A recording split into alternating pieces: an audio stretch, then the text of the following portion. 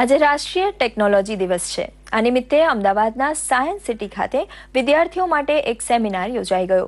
ભવિષ્ય માટે તકનીકી સાક્ષરતા એ વિષય પર યોજાયેલા આ સેમિનારને રાજ્યના વિજ્ઞાન અને ટેકનોલોજી વિભાગના સચિવ શ્રી એસ.જે. હેદરે ખુલ્લો મૂક્યો હતો। પ્રાસંગિક સંબોધનમાં શ્રી હેદરે આ ક્ષેત્રમાં ઊંડો અભ્યાસ કરી અવનવા સંશોધન કરવા વિદ્યાર્થીઓને અનુરોધ કર્યો હતો। પ્લાઝમા રિસર્ચ ઇન્સ્ટિટ્યૂટના ડોક્ટર શિશિર દેશપાંડેએ ભાવિ ટેકનોલોજી વિશે ચાવીરૂપ વક્તવ્ય આપ્યું હતું।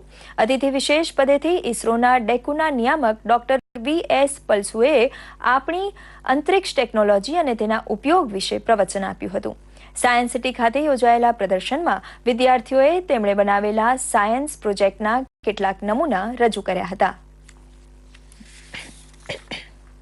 जुदा स्टूडेंट्से खूब मेहनत करीने प्रोजेक्टो बनाव्या छे के जो खरेखर रियल लाइफ में एनो उपयोग थाय तो खरेखर आपणे डेली लाइफ में करता आपणे वधारे पड़तुं सारुं करी शकीए छीए।